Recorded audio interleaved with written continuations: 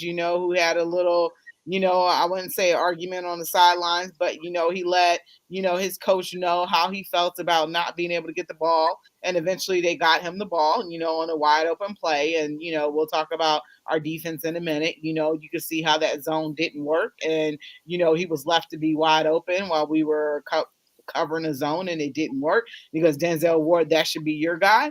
But it's just you're literally left speechless with the same old every week.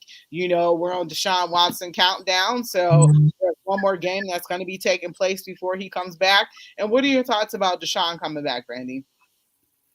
I think at this point, with the Browns being 3-7, I think, with it being so late in the season, I think this kind of just gives you a preview of what next season could look like, having him as, the starter for the full season.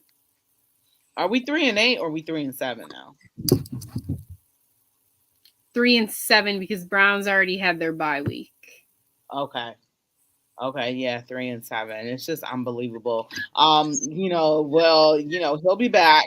So one more game. So Tampa Bay comes into town. Tom Brady comes into town this week. And then after that, but you know what? The crazy part, and I think most people will agree with this, quarterback play isn't the problem. It's really not. And unfortunately, yesterday, Jacoby Brissett was a victim of some drop passes by some of his receivers. David Njoku, that wasn't, I don't really blame him. That perfect pass that was to him, and the cornerback came at the very last second and knocked the ball away. But Harrison Bryant, had a touchdown that he dropped. I think Farrell Brown had one that he dropped as well. So you had two touchdowns that were dropped in the end zone, and these could have been balls in which it could have swung the score towards the Cleveland Browns way. So you can't be doing stuff like that. And at the end of the day, we can try to blame the coaches, we can try to blame Jacoby, but it's up to those receivers to execute and catch those balls. If those balls are on your hands, which they was in this case, both of them went off the receiver's hands. Your job is to catch that ball. That's your only job. Is to catch balls. You get paid millions of dollars a year just to catch a ball. That's your job. You can't catch a ball. Right. And it puts us in a terrible position because your quarterback got it on your hands and you couldn't reel it in. And those are the plays right there that, caused us to lose the game.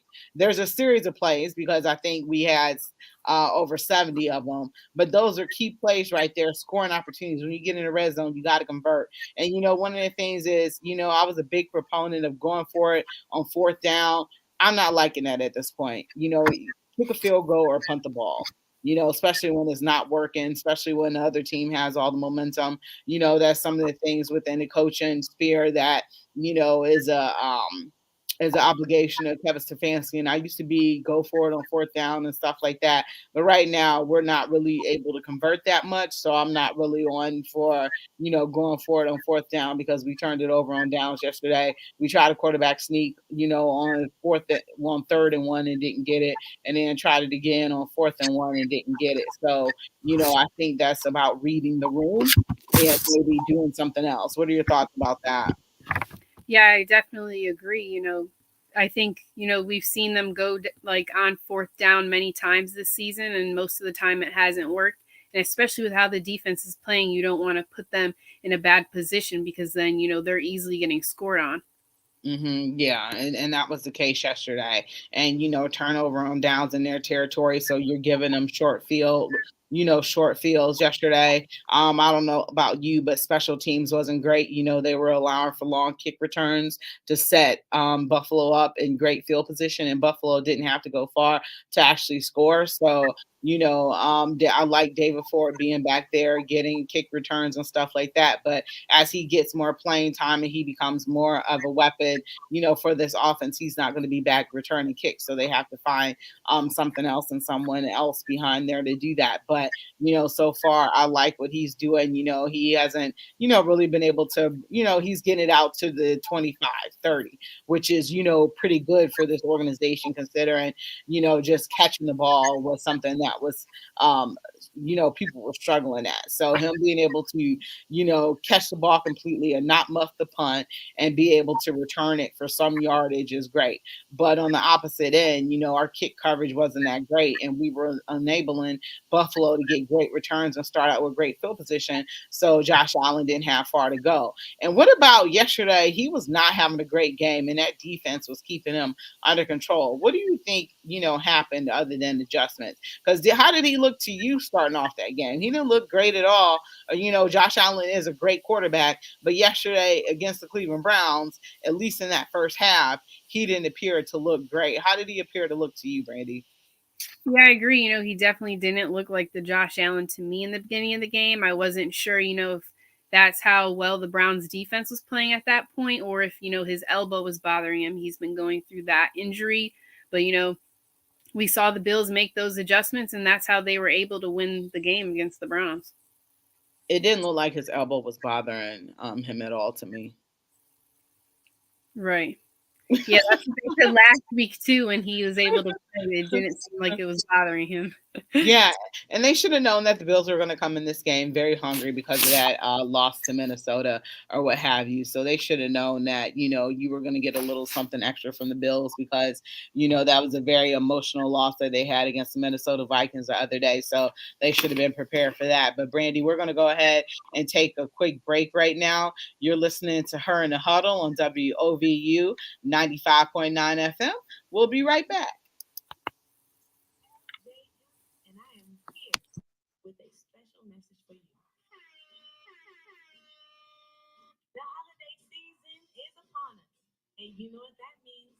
It is time to eat too much on purpose. I'm talking about turkey, y'all. Denzel Ward's Make Them Know Your Name Foundation is helping you accomplish that mission. That's right, folks. At their Thanksgiving and early Christmas giveaway, they are going to give you a free turkey, free food basket, and some Christmas surprises. But to get this free turkey, you're going to have to register online at mtkyn.org/holiday. That is mtkyn.org/holiday. That way you can meet us Wednesday, November 23rd at 6 p.m. at the Bedford Commons, located at 730 Broadway Avenue. So come on out so you can get your free turkey, free food basket, and some Christmas surprises. You can pick up your free turkey, stay for the holiday lights, enjoy the Bedford tree lighting ceremony. This is your girl LJM telling you to register now so you can get your free turkey, free food basket, and free Christmas surprises.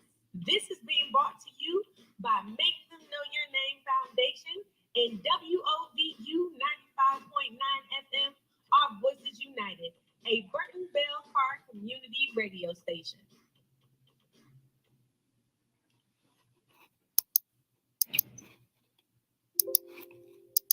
Welcome back to Her in the Huddle with Rachel Hill, the First Lady of Sports. All right. Welcome back to Her in the Huddle on WOVU and 95.9 FM. This is your girl, Rachel Hill, the First Lady of Sports. And I'm here with my girl, Miss Brandy Fairfax. And keep in mind that you can always keep it locked right here on your regular radio dial at 95.9 FM. You can always listen online at WOVU.org. You can always download that WOVU app and listen to us on the go. And then you can always call the station at 216-271-0959. And you're back with us in the huddle. And right now, we were just talking some Cleveland Browns. We start off this show just talking about the amount of frustration that we had. So it looks like the Browns ran 67 plays yesterday, and 41 of those was passing. But, obviously, when you get to garbage time, there's a lot of passing that takes place in there. Nick Chubb had 14 runs, 14 carries for 19 yards, and his longest was 12 yards. No, wait, that doesn't look right. Yeah, Nick Chubb had 14 carries for 19 yards, and his average was 1.4. It looked like he had ripped off his longest, so his longest run was 12 yards. Why Yeah, doesn't that look right at all? I know that's what I was seeing too. It doesn't look right to me. It seemed like he had some longer runs, and it seems like they couldn't contain him in the very beginning, and they made the adjustments, and then they was able to stop him, which is really weird. So it says Kareem Hunt had 5 carries for 32 yards, and his longest was 11 yards, and he had 6.4 average. And then Jacoby Brissett had 7 carries for 29 yards, and his longest was 22 yards. So that was pretty much it on the rushing. So 26 rushing attempts for 80 yards. And it looks like Buffalo made the adjustments because everybody's selling out to stop the run.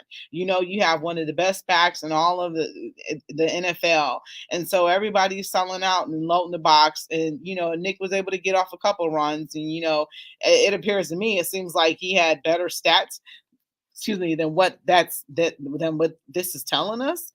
You know, it seems weird. I don't know. I didn't, you know, sit there and chart, you know, his runs and stuff like that. But it just seems like he had better runs than what these stats are telling us. I wonder if ESPN wrong. Is this another game? Um, but no, that's what it's telling us. And Jacoby Brissett went 28 for 41, so 41 pass attempts. I don't think we want him throwing that much, but apparently he did. He threw for 324 yards, and his average was 7.9 yards a pass. He had 3 touchdowns, 0 interceptions. He had a QBR of 63.3 and an RTG of 106.3, and his quarterback rating. I'm sorry. So, you know, Jacoby is doing what Jacoby's supposed to do, you know. And my dad, because I watched the games with my dad, he's like, "You called them terrible." I was like, "Are you sure I used the words terrible?" And he's like, "Yeah, you used the word terrible." And I was like, you know, that was probably at the beginning of the season before I really got a chance to see what Jacoby was all about and stuff like that. You know, I mean, I'm not watching other teams play like that. I wasn't watching him when he was with the Indianapolis Colts. I didn't watch him when he was with the New England Patriots at all. So, you know, from what I was hearing, you know, out of training camp and stuff like that from some fellow, you know, sports reporters and stuff, you know, he's a great guy, but, you know, just the comparison between him and Deshaun Watson, one looks like Lake Erie and the other one looks like the Pacific Ocean, you know. So, you know, that's what I was hearing. And then, you know, once he got on onto the field, he's been serviceable in the game manager for us. And literally, I think it would be worse if we didn't have Jacoby Brissett in, you know, as quarterback. I think things would be worse. So, what are your thoughts about that? Yeah, I agree. You know, Jacoby's played pretty well. That QB rating that you mentioned earlier of 63 makes him sixth right now in QBs in the NFL, which, you know, isn't bad. They've been playing pretty well. Nick Chubb and Coop are fourth for rushing yards and touchdowns. So, you know, the offense has played pretty well. It's just, you know, pretty much on the defensive side of the ball where they're having those problems. And, you know, the offensive line having those injuries and also losing Ethan is going to hurt them for the rest of the Mhm. season. Yeah, because Yolta Freehold, he's had some issues, you know, 2 low snaps that Jacoby had to try to recover from, you know, so pretty much we're on our fourth string center at this point, and you know, the offensive line has been hit with injuries, so that's not helpful. But back to special teams also, K York, you know, having another kick blocked, you know, he has to work on his kicks because they're way too low, and you know, he's going to stand the chance of having those blocked, you know, again. So, you know, he's been okay for the most part, you know, but those are things that are important because those kicks add up. Yesterday, Buffalo's kicker had 6 field goals. You know, that was huge for them. He tied a record, you know, of 6 field goals in a game, and he tied a record. So field goals are important, especially in a game like that where every possession matters, and you need to be able to get some points out of stuff. You know, I think Kevin Stefanski needs to bring him out there a little bit more instead of going for it on 4th down and 1. That's what I'm thinking. What do you think? Yeah, I agree. You know, the Browns drafted him for a reason. So I think, Hmm. you know, we should use him at those times, especially, you know, we've seen fourth going on fourth down hasn't been working. So why not kick it? He has missed some kicks, but he hasn't been terrible. He's 16 for 21 on his kicks, so I think why not use him? Yeah. And one of the things is, every week we blame the defense, but I blame the offense as well this week too. I was mad at everybody and everything associated with the Browns organization. I was mad at Jimmy, I was mad at D, I was mad at everybody. Because, this is just it just was from top to bottom. It would have been a blowout, but we were able to have some dignity. But it doesn't seem like there are any answers. Every week we go away from the run when you have the best running back. Why do we keep going away from Nick Chubb? I understand that teams are selling out to stop the run and say, hey, Jacoby Brissett is going to have to beat us. But that doesn't mean you stop running the ball. You still try to run the ball because running the ball opens up the pass for you. There's no play action taking place, nothing like that. So I'm just like, what is this offense doing? And, week after week, I'm just like, I want Kevin to focus on being a coach. I want somebody else to call the plays. I feel like it's too much on his hands for him to, call the plays and things of that nature as well. I'm looking for somebody to be a little bit more innovative in play calling and things of that nature. We haven't tried.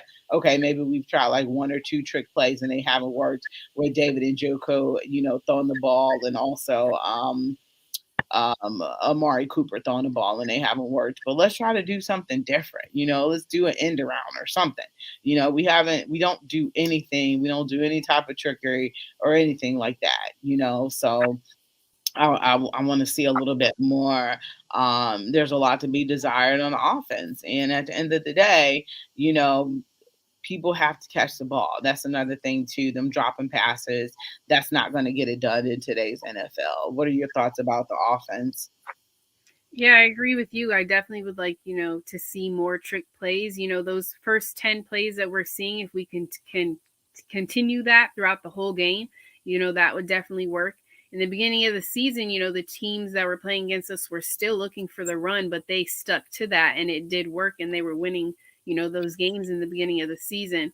But, now it's hard. You see, in the player interviews, they're saying how they need to trust and players need to know what they're doing. So, now it's kind of just like, where do you go after hearing the players say these things? Which is very telling because Amari Cooper said maybe we should script the first 30 plays.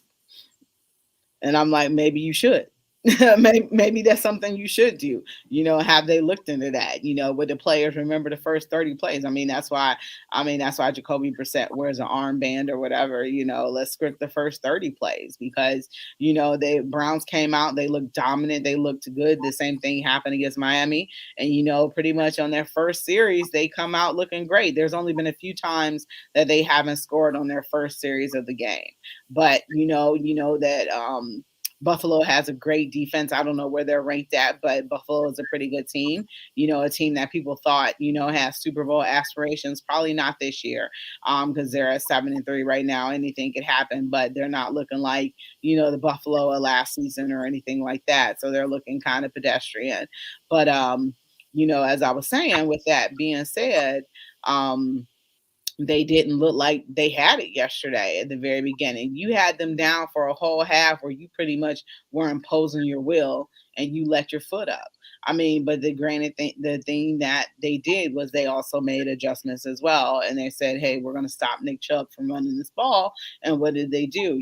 They stuffed the line and they stopped Nick Chubb from running the ball and pretty much took away the running game.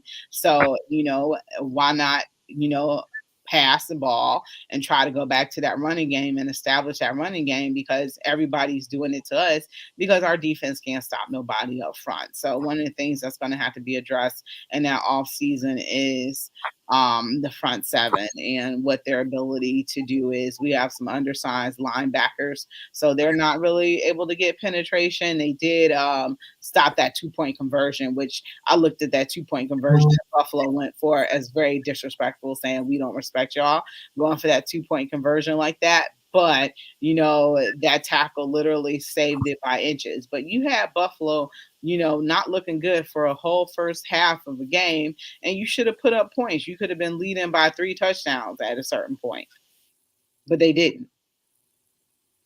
Yeah, times at that you definitely need to convert, even if it's a field goal. At least any points getting on the board is good.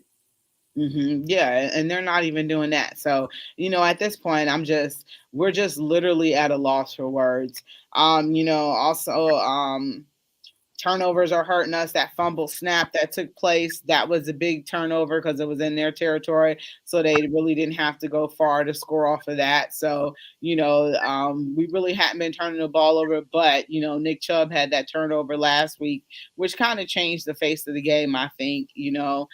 This turnover, they still played hard and continue to play. But, eliminating turnovers and being able to get turnovers, from the other team. And that's something that we really haven't been doing is we haven't been able to, make turnovers happen. So other teams have been very good at holding the ball against us. So that's one of the things that defense has to work on. But when you're kind of a bad defense, you're not really going to be able to force turnovers as well. So that's one of the things that's an issue as well. What else we got here? We talked about the running game, how Buffalo adjusted defensively. But, once again, with the defense, they couldn't stop anybody.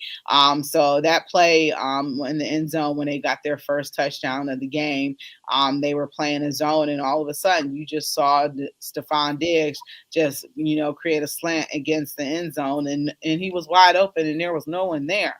What is the deal with the defense? Can we say at this point it's still a communication issue? Because it appears that it's still a communication issue, it's still a scheme issue, and it appears to be a personnel issue. Would you agree that it's a combination of those things, or would you add something into that as well at this point? Yeah, I think it's a combination of all of it. And, some plays we're just not seeing, them give it their all, from certain players. And it's just hard to see, Stephon Diggs, that's their best receiver. And he's one of the best receivers in the league. So it's hard to see him being wide open. How does that happen? Hey, Mickey. Sorry, Missy. I'm sorry. Hey, Mickey. Mickey sent that about 15 minutes ago. And George says, hey, evening, ladies. Why agonize over the Browns when we live in ecstasy over the Cavs and Bucks? Just remember that the 0-16 season was a never-ending Groundhog Day. When you do not run the ball, your offense will shut down and become one-dimensional. Okay, that's true. It became a pass-happy offense. And he said, still waiting for Alex Van Pelt to be the full-time OC. Stefanski will not let go. It's about ego and power. He needs to be coach focused as head coach before he was given his pink slip. Do you think it's an ego thing about Kevin Stefanski not wanting to give up calling the plays? Honestly, I'm not sure what it could be at this point. But at this point, I am open, to see what Alex Van Pelt can do.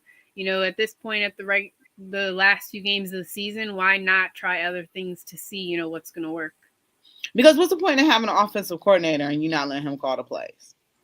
I mean, if I'm Alex Van Pelt, though, I'm collecting a nice little check and not having to really do my job. So, I guess I can continue to just sit there, soaking and chill. Yeah, you kind of look at New Orleans Saints the whole time, Sean Payton was there. He kind of did that same thing. I don't agree with it, but hey, and obviously it's not working. So there's some things that you need to change. But we gotta take a break right quick. We'll be right back. You're listening to Her in the Huddle on WOVU 95.9 FM. Pay less for internet service every month thanks to the Affordable Connectivity Program, ACP. This program provides monthly assistance for your internet plan so you can stay connected to work, school, healthcare, and more. To learn more about ACP and to get help signing up, call the Digital Navigators at 216-307-6990.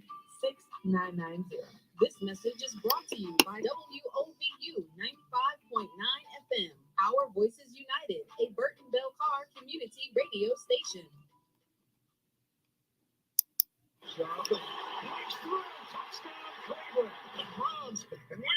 You already know what it is. Yo, listen, every time the Cleveland Browns win, make them know your name foundation will donate an AED to a community organization. Denzel Ward, Nicole Ward, and Make Them Know Your Name Foundation, they're donating a AED, automated external defibrillators, to WOVU 95.9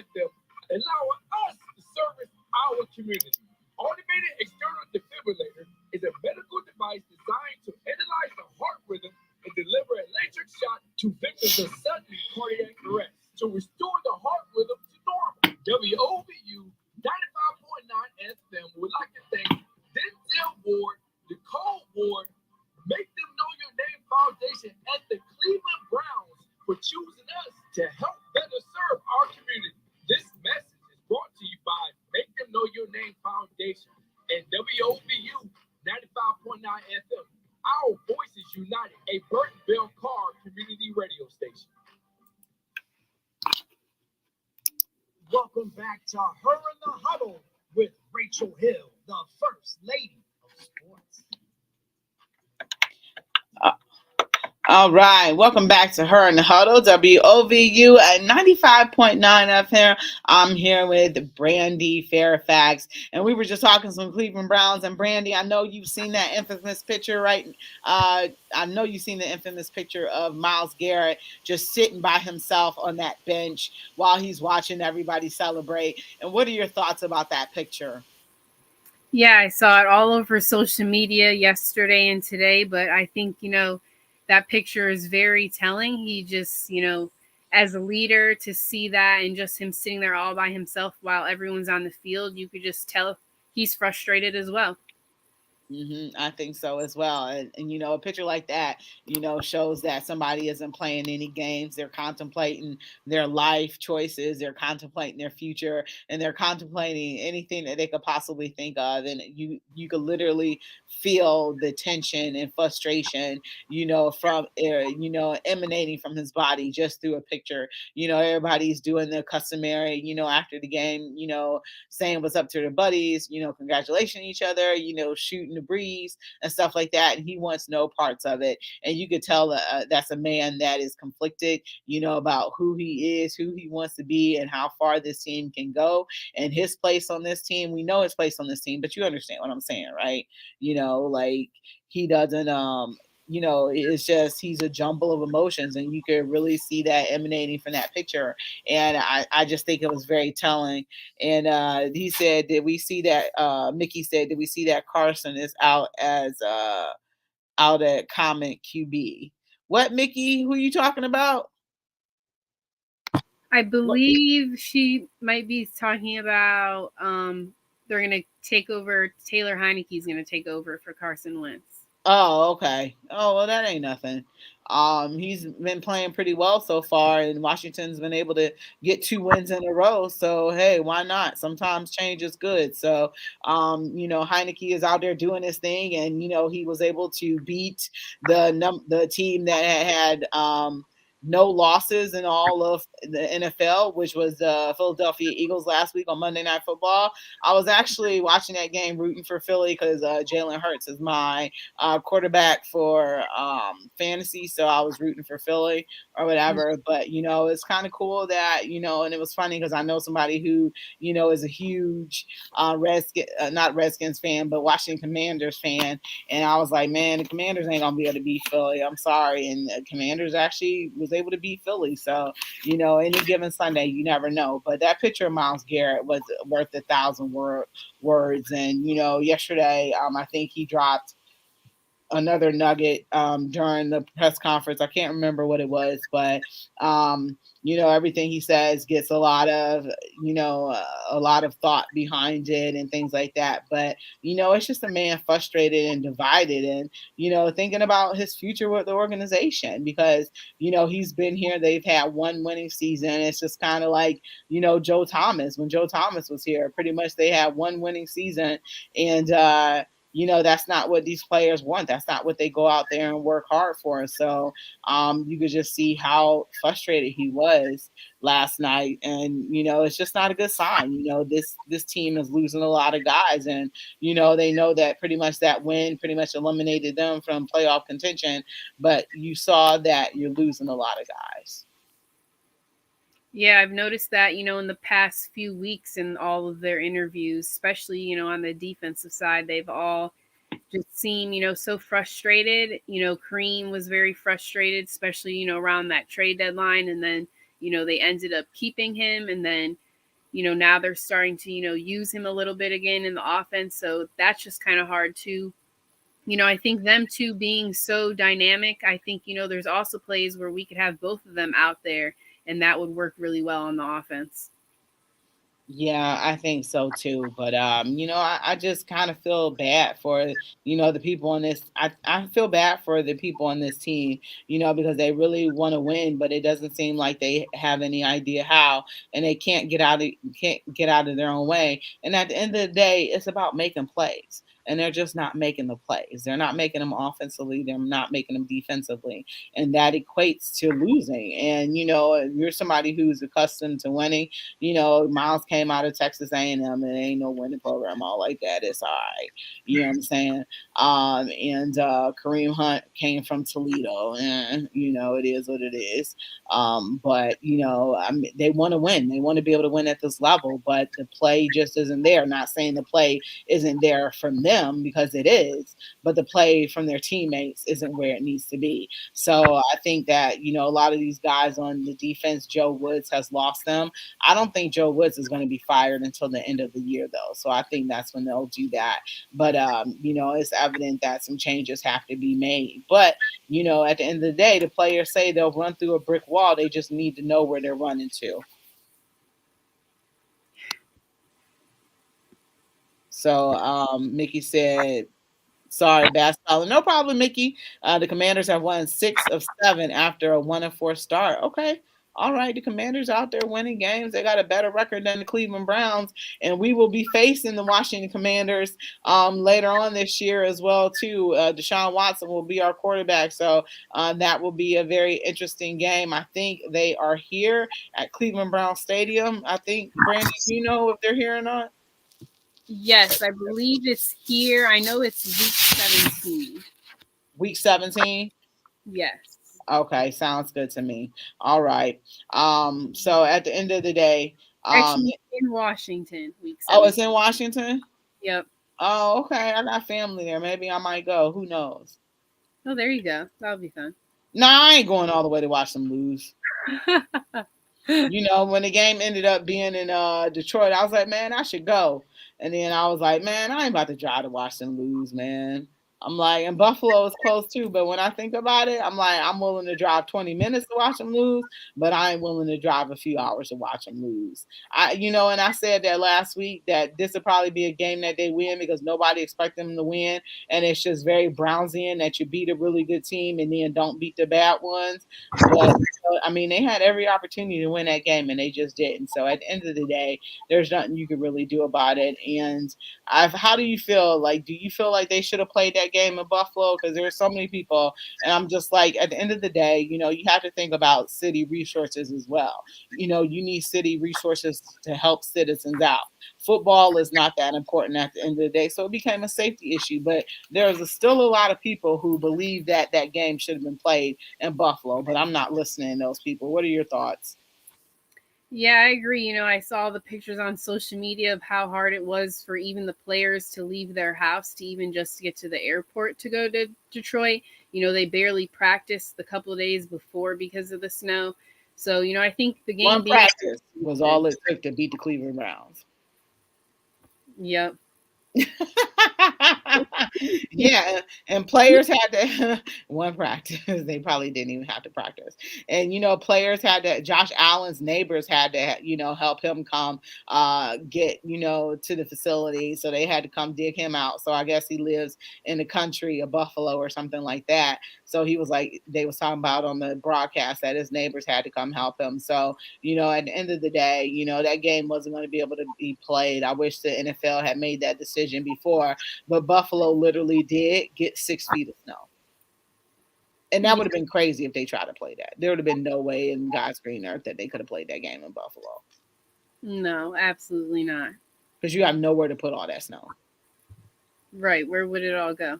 Yeah, and you could have had the people, people's like, back in the day, we should go help the stadium, go clear out the stadium. But who's going to want to do all that? That's 6 feet of snow. That's not making any sense. So, at the end of the day, whatever. And I'm kind of glad that the game didn't get played, but it is what it is. So we're going to take a quick break. And when we come back, we're going to talk some NBA action. The Cavs are in action tonight against the Atlanta Hawks, the team that knocked them out of the playoffs, knocked them out of a chance of making the playoffs last season. So big game coming up. So we're going to be right back. You're listening to Her in the Huddle on WOVU at 95.9 FM. We'll be right back.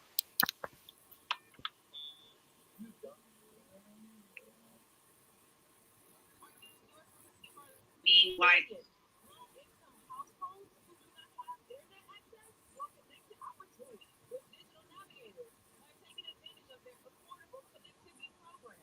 The Affordable Connectivity Program can have your internet bills as low as $0 each and every month. Hold up, wait a minute. After signing up, the ATP provides $30 off for subscription plans.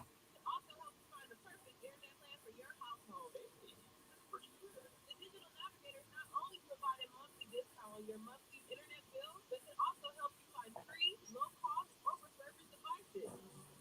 They offer tech support and even referrals to digital literacy programs, job training, and online education options. Head over to digitalus.org to get started or call 216-607-6990. There is a great inequality that exists in our modern world, digital exclusion. And the digital navigators are here to help guide you in the age of accessibility. This message is brought to you by Digital Navigator and WOVU 95.9 FM. Our voices united in Bell Park Community Radio Station. This is Mayor Justin Good. We are offering an exciting opportunity for you to enhance your career by joining the Cleveland Division of Police. My father was a police officer and took great pride in protecting and serving our community. I know you will share that same pride with this rewarding profession. We offer career advancement, great benefits, and job security. Please call 216-623-5233 to speak with our recruiters or go to governmentjobs.com/career/Cleveland. I encourage you to apply today.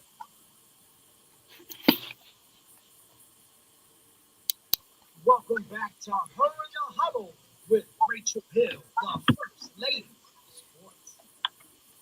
All right, welcome back to Her in the Huddle, WOVU 95.9 FM. This is your girl, Rachel Hill, with Brandy Fairfax. And Ricky says the Commanders, I think I read that comment, but Ricky also said that they should have still tried to play in Buffalo. No, Ricky, they should not have still tried to play. It would have been fun to see Bills Mafia try to bust up tables in 6 feet of snow. Okay, Bills Mafia's people are just crazy. Have you ever seen the people like getting ketchup and mustard poured on them? Have you ever seen that, Brandy? I have. It's gross. It's crazy. It's gross. And I don't want y'all being that nasty or whatever. So, Bills Mafia got to travel and they got to watch the game in a nice temperature controlled place and they got to see their team beat up on the Cleveland Browns. So, okay, great, whatever. So, it is a huge week, Brandy. It is Michigan week. We're going to get to Michigan week in a second, but we are going to talk about the Cleveland Cavaliers. And the Cleveland Cavaliers are right now on a 2-game winning streak, beating Charlotte the other night, Friday night, and they beat the Miami Heat last night. So they are on a 10-game winning streak. They are now 10-6. And right now they are trying to figure things out. But, unfortunately, Kevin Love has a fractured thumb finger, which he suffered the other night against the Milwaukee Bucks on Tuesday night, I believe. Yeah, was that a Tuesday or Wednesday? I think that might have been Wednesday night. Yeah, he suffered that Wednesday night, so he's going to try to play tonight. Fortunately, they didn't really miss him yesterday, so that's a good thing. They're playing a back-to-back at home, which is cool. What are your thoughts about the Cavs and the recent wins that they've had, Brandy? Yeah, they've played pretty well. I do like the change having Lamar Stevens in the starting lineup. I was excited to see that, and he's been playing pretty well. He doesn't seem like he's afraid to shoot. He plays good defense, so I've been excited to see him in the starting lineup. Mobley's been playing pretty well. He's been averaging 18 points the past 3 games. Once Darius came back from that eye injury, the first few games, people are kind of being tough on him. But the past 4 games, he's averaged 35 points, so he's been playing pretty well. Yeah, so he's had to fill in for Karis LeVert because, I think Karis hurt. He has some swelling, so yeah, he exited the game after playing against Miami yesterday. So he'll miss 1 game after being diagnosed with a sprain. So if that's current news, um, Okay, yeah, I think that's current news. Because I was like, why isn't he starting anymore? Why is Lamar Stevens? But Lamar has been doing a good job. Yesterday, Seti Osman kind of looked like he was launched out of a cannon, and he had a great game. He was just doing everything, on both ends of the floor, on offense and defense, and he had a great game. And JB Bickerstaff was just talking about how Jetty had this crazy energy, and he was great to be around, and obviously he's willing to do anything for this team to put them in a position to win. But he was a huge key factor yesterday for them being able to beat the Miami Heat. And what are your thoughts about Jetty Osman? Yeah, he did play pretty well yesterday. The first few games of the season, he's kind of been back and forth. The beginning of the season, he started off well, and then he was kind of in a slump. And I think we saw that last year from him too. So I just hope he can get more on a consistent basis when he's in there. Yeah, and I think it's going to be a different game when I was about to say when the Browns play Miami again. When the Cavs play Miami again, it might be a different game because Miami was missing Jimmy Butler. They was missing Victor Oladipo, so they were missing some key players for that team. So that was a little weird. So I think that it'll definitely be different the next time they match up. But Miami has some key injuries. That's not to take anything away from the Cleveland Cavaliers and their win yesterday. But, we have to be cognizant of that as well. The next time we match up, it's going to be a little different. And that's one of the reasons why Miami is kind of reeling right now because of those injuries to the lineup. But yeah, they have a big game tonight. One of the things is they have to be able to stop the 3 point shots, and they have to have better perimeter defense. That's one of the things that Trey Young excels in. He also excels in getting to the bucket too. He's one of the superstars in the league. Do you think that they'll be able to stop Trey Young tonight, Brandy?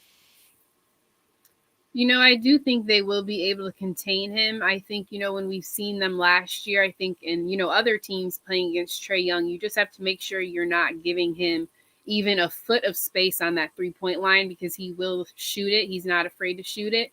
And, they also have DeJounte Murray now, and he's, someone Mhm. also to look out for. Yeah, because this Hawks team was able to beat they were able to beat the Milwaukee Bucks twice. Yeah. So this is a pretty good team that we're looking at. So that's something to keep in mind as well too, that they were able to beat one of the best teams in the league. But Kevin Love is going to try to play tonight. He's going to work out in that injured thumb to make sure. But the plan is to have him available, and that's from Chris Fedor at Cleveland.com. So that is pretty good. Looks like AJ Griffin for the Hawks will make his first career start tonight for the Hawks in Cleveland because DeAndre Hunter is out with the illness, and that's from Brad Rowland or whatever. So that's some couple of injury updates right there. So, I hope Kevin Love can get in the game because obviously Kevin Love's, job is to get out there and stretch the floor. So I think that this will be a very good game. It's not a national game, but I think it's a good game, tonight. And Isaac Okoro did comment that this game does mean a little something extra because they got knocked out of the playoffs. The opportunity to play for the playoffs last year against Miami. So I think this is a little bit of a revenge game. So I'm expecting the Cleveland Cavs to come out really aggressive tonight and really tough. What about you? What are you thinking? Yeah, I agree. I think they're definitely going to come out aggressive. I definitely think they still have that loss in the back of their head. And right now, both these teams are 10-6, so I think it's definitely going to be a good game. Yeah. So let's go ahead and get into it. It is the week. It is the game. And Brandy, what does this Michigan game mean to you? Everything, everything. Well, you are an alumnus of the Ohio State University, as am I. So this game is super big to us, and people who didn't go there just don't understand. It's like it's just a game, and I'm like, no, it is the game. It is the game for everything, for all the marbles. And I actually wanted Michigan to win on Saturday against Illinois because I'm like I want them to be undefeated so we can give them their first defeat, and it just has for better storylines because you know what, this team better come out aggressive. They better come out ready, or they're going to get socked in the mouth. And Maurice Rhett was saying that he didn't think that this defense was nasty enough to be able to win this game. Well, I hope that got back to Ohio State some way, somehow, and they decide to be nasty that day because you're going to have to be nasty against Michigan because Michigan was nasty against you last year and they're in their house. Yeah, definitely. I think, they definitely have to, remember that loss last year, the streak ending. So I think, they definitely have to go with that in their head and come out tough and aggressive, like you said, because, they're not going to take Ohio State lightly. They definitely want to win this game again. And they've been playing great all year. So it's definitely, not going to be an easy game for Ohio State, especially, the past few weeks we've seen them kind of struggle. Yeah, because I didn't know what was going to happen with this Maryland game. They just was not going away, and then Maryland was leading the game 13-10, leaving the first quarter, and I'm like, what is going on? I was trying to get my buffalo chicken dip ready for a party. I make a really good buffalo chicken dip, and I made a buffalo chicken dip for a party and forgot to put the cheese in there. Oh no. I know I put blue cheese in my buffalo chicken dip. It called for cheddar cheese, but putting the blue cheese on there just makes it worldly. And I forgot to put the cheese in there, and I knew it was something about it that tastes different when I was eating it. But other people was telling me they liked it, and I'm like, this is pretty much just ranch dressing and hot sauce and cream cheese. I was like, this is gross. And then when I got home, I opened up my refrigerator and I saw this blue cheese sitting in my refrigerator. I'm like, this is why my dip didn't taste the same. So yeah, anyway. So I was trying to do the dip. I was trying to make the dip at the same time because I was trying to get ready for this party. And so I wasn't watching as intently as normal, because I was in the kitchen or whatever. But I'm just like, what is going on? Maryland was toe to toe with us, and if it wasn't for, a great, play at the very end, a defensive play, Maryland might have had every opportunity to win that game. So Tua Tagovailoa's little brother played for Maryland, which I didn't know, and he was kind of balling out. Ohio State got to him a couple times, as Ohio State normally does. And Ricky Smith is saying, "Go Wolverines!" We ain't trying to hear none of that, Ricky. So he said that the Terps gave the Buckeyes all that they could handle into the fourth quarter. They were giving it to us in the fourth quarter as well, too, from what I recollect. So yeah, I don't, I told Marshawn because normally when something big happens, Marshawn be like, "Can I call in?" And I text Marshawn, "No, you cannot call in on Monday," because he goes to the University of Maryland as well, and he was at the game, and when I was for a second I was getting a little scared because Maryland just wasn't going away. Yeah, going into the fourth quarter, Maryland was leading 17-16. So I was definitely like, what are we doing? We need to get this win. And also, like you said, the Michigan game was close, and that came down to the winning field goal. Yeah, and that Michigan game, I was just like, "What is going on?" Because I'm not watching Michigan play all year long. And DJ Cristal was like, "Are you watching Michigan play?" Well, first of all of Ohio State's games have been at 12 o'clock, and Michigan seemed like they've been playing at that time too. So no, I really haven't had a chance to catch Michigan play.